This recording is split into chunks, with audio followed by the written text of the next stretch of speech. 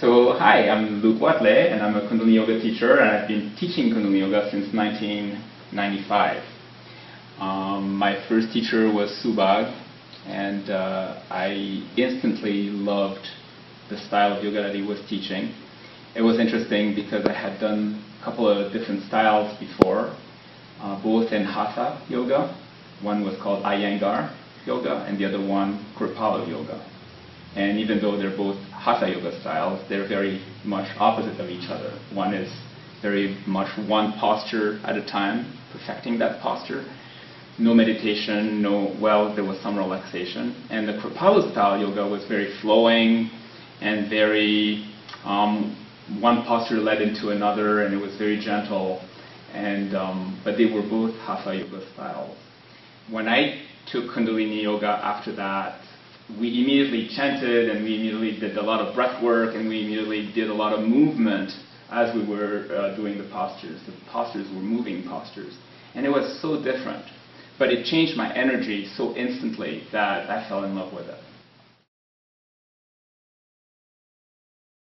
I would agree with what you say in terms of shifting the energy. I think that you feel really different when you leave class than when you came in, and it's always a wonderful feeling.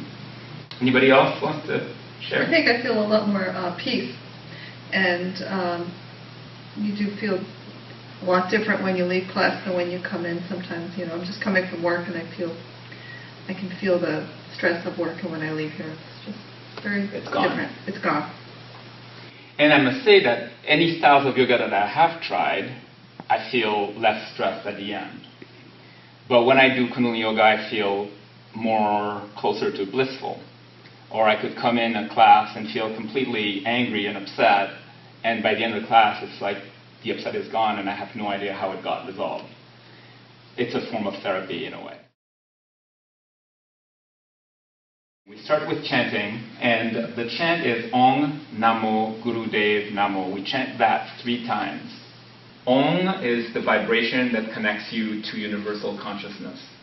ONG, so it's a nasal sound, and it vibrates the pineal gland, which when it's healthy allows you to feel that you want to connect with something bigger than just yourself. If we don't do any spiritual work, if we are limited to our own little world, eventually that gland shrivels up and it loses function. So Om kind of gives it energy, it keeps it alive, it keeps it vibrant. Namo is just calling upon that energy. Come on in.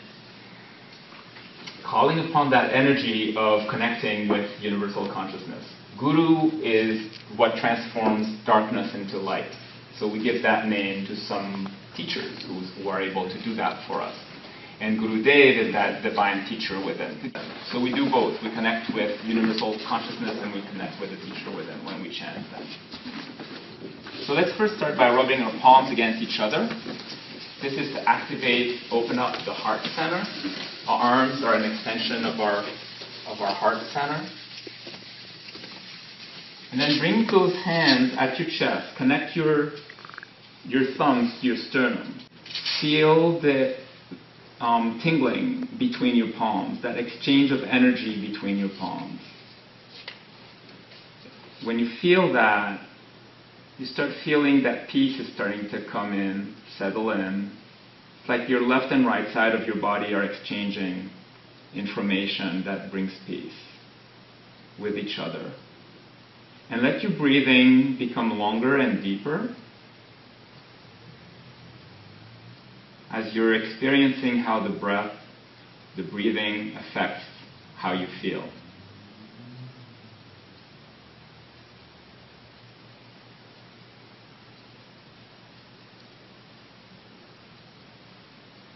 And take a deep inhale to start chanting. Om.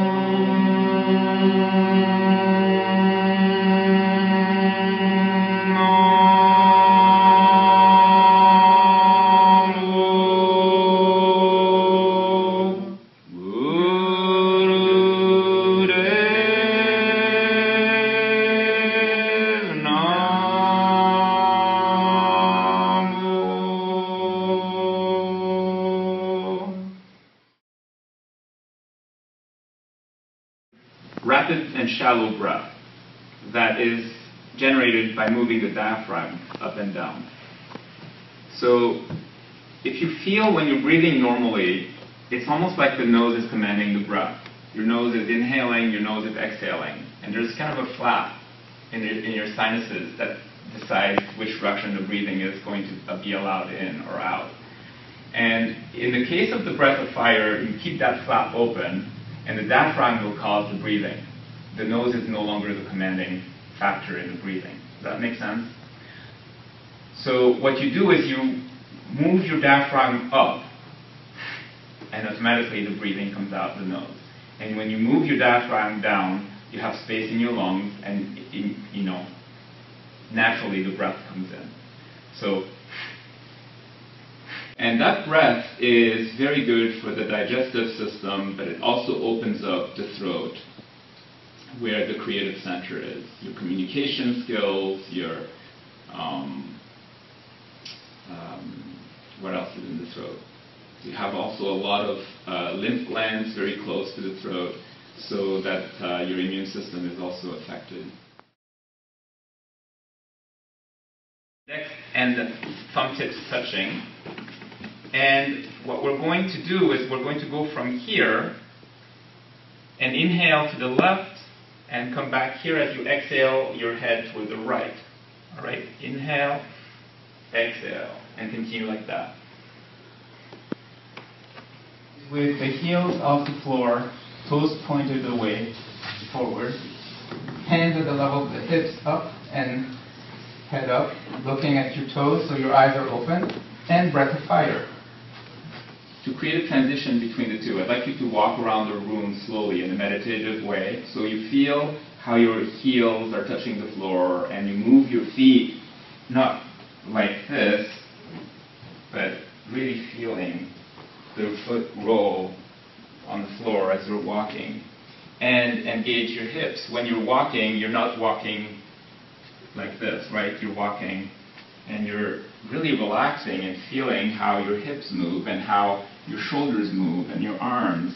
And you're very much in your body as you're walking. So do 3 turns around the room and then come back.